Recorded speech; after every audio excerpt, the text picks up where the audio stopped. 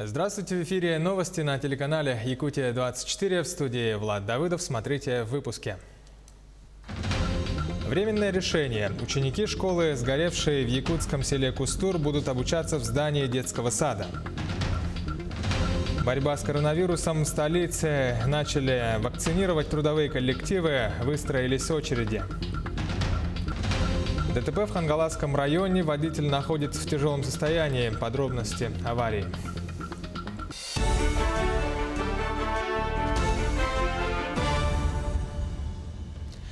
Учащихся сгоревшей школы в селе Кустурово Набатантайского района переведут в здание детского сада Кенчари. Учеников всего 109, они будут учиться в 2 смены. При этом 57 воспитанников этого детского сада переведут в здание пристроя местного культурно-спортивного комплекса. Напомним, возгорание в школе в селе Кустуру произошло накануне. Площадь пожара составила 1200 квадратных метров. На Нирингринской ГРЭС введен в работу первый энергоблок. Энергетики в рекордные сроки установили причину технологического нарушения и устранили ее. За 48 часов оперативный персонал НГРЭС совместно с ремонтным персоналом провели расхолаживание вышедшего из строя оборудования и произвели аварийно-ремонтно-восстановительные работы на дефектном участке топки котла. На данный момент энергоблок работает в номинальном режиме в соответствии с диспетчерским графиком. В республике за минувшие сутки выявлено 123 новых случая коронавирусной инфекции, из них в Якутске 40 случаев, Мирнинский район 39 случаев, в Алданском районе 10, в Вилюйском 9, в Аймяконском районе 8, в Нирингринском 7. За сутки лаборатории провели 2416 исследований на коронавирусную инфекцию, а всего с начала пандемии обработали 919 тысяч тестов. Тем временем в столице региона начали вакцинировать трудовые коллективы. Желающих оказалось так много, что к прививочному кабинету выстроились целые очереди. Сюжет нашего корреспондента Дмитрия Тымырова. С утра в Якутской республиканской клинической больнице номер 3 очередь. Сегодня здесь пришли получать вакцину от коронавирусной инфекции коллектив государственного цирка республики. Получается, у нас вот только так мало человек получилось. Ну а потом последующие наши артисты тоже будут получать, потому что все равно нам же выезжать нужно на гастроли, и только с вакциной нас отправят. Все как положено. Ознакомительная беседа, термометрия и долгожданная прививка. Последние 30 дней таблетки принимаем. В этой поликлинике трудовые коллективы получают вакцину ГАМ-ковид-ВАК. После получения вакцины каждый привитый должен отмечаться на сайте госуслуг, описывать свое состояние организма. В случае каких-то серьезных отклонений врачи рекомендуют сразу обратиться в медучреждение. В госуслугах в личном кабинете каждый привитой человек отмечает в дневнике свое самочувствие, температуру, какие ощущения, какие реакции у него появились ежедневно. И, значит, в конце выдается сертификат вакцинации COVID-19. Между тем, в поликлиниках столицы проводится активная бесплатная вакцинация населения. Например, здесь, в поликлинике Якутской республиканской клинической больницы номер 3, одновременно с трудовыми коллективами в соседнем кабинете прививку получают горожане в порядке очереди. Желающих тоже много.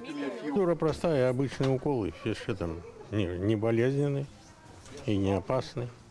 Почему решили вот пройти? Я постоянно против гриппа прививаюсь. Ни одного года не пропускал, сколько себя помню. Так что и сын у меня тоже сделал прививки еще месяц назад, больше, наверное.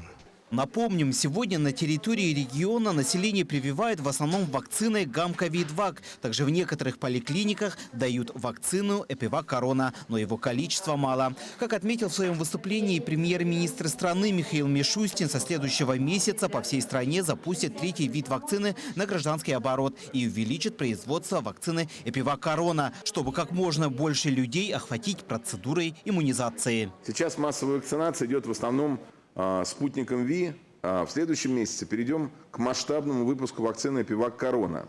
Она уже начала поступать в гражданский оборот. На ее производство правительство выделило свыше 2 миллиардов рублей. Министерство здравоохранения получило документы для регистрации еще одной вакцины центра имени Чумакова.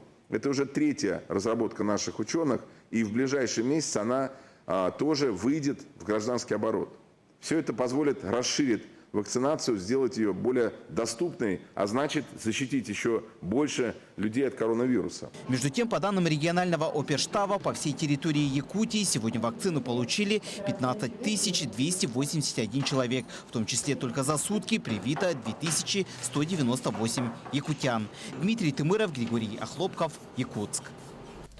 Всего на сегодняшний день получили вакцину против новой коронавирусной инфекции 17 359 человек, в том числе за последние сутки 2078 человек. Из них в Якутске 6887, в Алданском районе 760 человек, в Вилюйском районе 686, в Нюрбинском 685, а в Аймаконском районе 265, в Средней Колыме 140 и во многих других районах люди также получили вакцину от COVID-19. К другим новостям. Женщина-водитель, которая попала в дорожно-транспортное происшествие в Хангаласском Улусе, находится в тяжелом состоянии. Ей диагностировали тупую травму живота, у нее большая кровопотеря. В момент ДТП была не пристегнута, а подушка безопасности не сработала. Так прокомментировали в Хангаласской центральной районной больнице. Напомним, пострадавшая на крутом повороте не справилась с управлением и наехала на столб у въезда в село Булгуняхтах. Состояние женщины сегодня на утро стабильное, она экстубирована, самостоятельно дышит, в сознании. По крови у нее анемия. Будем сегодня также, в зависимости от анализов, переливания крови. Вчера тоже кровь переливали. Вот. В городе Мирный ведется устранение порыва в сети теплоснабжения дома по улице Логовая, 158. По состоянию на 10 утра в ограничении теплоснабжения остается двухэтажный 16-квартирный деревянный жилой дом. В устранении аварийной ситуации задействована бригада управляющей компании в составе 3 человек. Об этом сообщает МинЖКХ и энергетики Якутии. Экспедиция по маршрутам прокладки волоконно-оптической линии связи возьмет старт с Якутска. Ее организует пермская компания «Импульс», выполняющая строительство ВОЛС на участке Якутск-Магадан. С подробностями наш корреспондент Ульяна Шагина. Экспедиция с пермскими специалистами начнет старт с Нижнего Бестяха и через Арктические Улусы доедет до Магадана. Это как раз маршрут следования наземного оптоволокна, над которым на протяжении 5 лет работает пермская компания «Импульс». От Нижнего Бестяха до границы Делинкир, до границы по старой трассе проложено более 3,5 километров уже проложено по разным технологиям. То есть там, где оформлено, находится в грунте или на опорах. Вот. Ну и планируется еще, я думаю, что раз в 5 больше. В прошлом году волоконно-оптическая линия связи дошла и до Аймяконского района. Чтобы у селян появился интернет, в грунт уложено целых 38 километров оптики. Протягивали линию от столицы вдоль всей Магаданской магистрали. Оптоволокно охватило обширные территории Мегино-Кангаласского, Чурапчинского, Татинского, Тампонского и, наконец, Аймяконского районов, где за последние 5 лет уже протянуто более 600 километров кабеля. И все поселки уже, и Харатуму, который находится в 3 километрах, и Берегурде, который находится в 7 километрах, все сейчас имеют интернет. Поэтому это у нас очень удобно, потому что школа находится только здесь, в Аймяконе, и уже учителя имеют большую возможность связаться со своими учащимися. Первая линия ВОЛС в Якутии была проложена в поселке Биркакит в далеком 2007 году. До Якутска она дошла только в 2012-м. С тех пор и началось активное развитие цифровизации в регионе. Наземными каналами связи уже охвачено более 87% населения Якутии. Вилюйская группа улусов, центральная Якутия, теперь и северо-восток. ВОЛС 7-мильными шагами добирается и до Арктики. 10 лет назад никто, наверное, об этом даже не думал, что продолжение будет очень такое активное. То есть 7-мильными шагами мы начали строить уже не только в центральной части республики, но пошли уже на север. Вот в прошлом году уже в Оленьке, Харлахе линия ВОЛС появилась.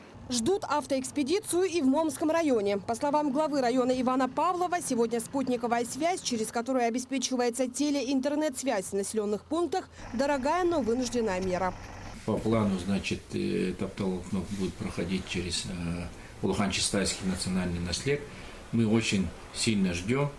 Вот, жители наслега ждут. В общем-то, с приходом скоростного интернета, я думаю, жизнь в 2 раза будет, как говорится, ускоряться. Сложнейшие климатические условия, трудная транспортная схема, дальние расстояния. Метр за метром укладчики Колымского экспресса идут к своей цели. По ходу их следования к высокоскоростному интернету подключаются дома якутян, школы, больницы и места отдыха. Коллеги подготовились, вот, непосредственно технику подготовили. Вот. Потому что это тоже как бы связано с тем, что строительство будет вестись с помощью спецтехники, и, соответственно, нужно спецтехнику нам завести на те территории, откуда начнется строительство оптоволоконной линии связи, именно уже на север республики. Укладка оптоволокна на север начнется уже в этом году. 1000 километров будет уложено в грунт. А это значит, совместный проект государства и частников идет в правильном направлении. Ульяна Шагина, Семен Семенов, Якутск. Сербские экологи приступили к проекту по очистке водохранилища на реке Лим от мусора. Отходы губят там все живое. Если срочно не принять меры, ситуация может стать необратимой, предупреждают защитники природы. Подробности в следующем сюжете. Сквозь толстый слой мусора, покрывающий поверхность озера Подпеш, у плотины одноименной гидроэлектростанции на реке Лим в Сербии не видно воду. Отходы копились годами, и до недавнего времени это мало кого волновало. Наконец, дело сдвинулось с мертвой точки. Защитники природы и местные власти приступили к работам по очистке берегов и акваторий от залежей пластика и прочего хлама. Промедление смерти подобно, говорит экоактивист Синиша Лакович. Рыбы в озере с каждым годом становится все меньше. Из-за мусора падает качество воды, снижается уровень кислорода. Мы видим, как дикие животные,